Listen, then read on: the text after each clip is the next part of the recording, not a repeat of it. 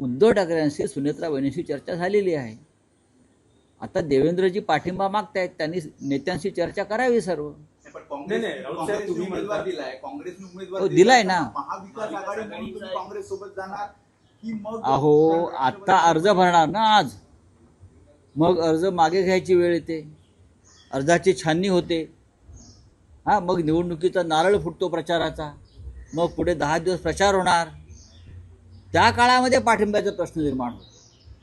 तिथे शिवसेनेचा उमेदवार आहे का? नाही. तिथे राष्ट्रवादी काँग्रेसचा उमेदवार आहे का? नाही. पण नक्कीच महाविकास आघाडीतला प्रमुख घटक पक्ष असलेल्या काँग्रेसनं उमेदवार दिलेला आहे. काँग्रेसची एक भूमिका आहे सातत्याने की ते शक्यतो बिनविरोध निवडणुका जो पॅटर्न आहे त्या पॅटर्नला ते विरोध करतात. आणि असाच विरोध देवेंद्र फडणवीस यांनी सुद्धा अनेकदा केलेला आहे. नांदेडला खासदार काँग्रेसचे वसंतराव चव्हाण वारले ताबडतोब हार्ट अटॅकने. ते आले निवडून आणि ते लगेच त्यांचं निधन झालं. तेव्हा आम्ही त्यांना सगळ्यांना विनंती केली होती की बिनविरोध होऊन जाऊ द्या. पण तरीही देवेंद्र फडणवीस आणि त्यांच्या पक्षानं तिकडे उमेदवार दिला आणि अमित शहांपासून अनेक नेते प्रचाराला आले.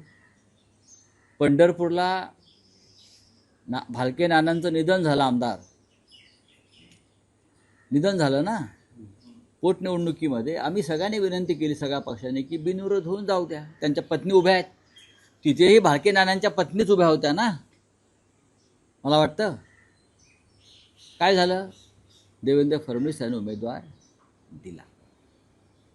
अशा अनेक ठिकाणी त्यांनी उमेदवार दिले. पण जेव्हा त्यांची सोय असते किंवा गैरसोय असते तेव्हा ते म्हणतात बिनविरोध होऊ द्या. लक्ष्मण जगतापांचं निधन झालं, त्यांच्या पत्नी अश्विनी जगताप उभ्या राहिल्या. तेव्हा अजित पवार त्यांच्याबरोबर नव्हते. अजित पवारांनी उमेदवार दिला, नाना काटे. 99,000 मतं घेतली. ज्यांना सरकारविरुद्धी राग आपला काढायचा आहे, व्यक्त करायचा आहे, त्यांच्यासाठी निवडणूक ही एक व्यासपीठ असते.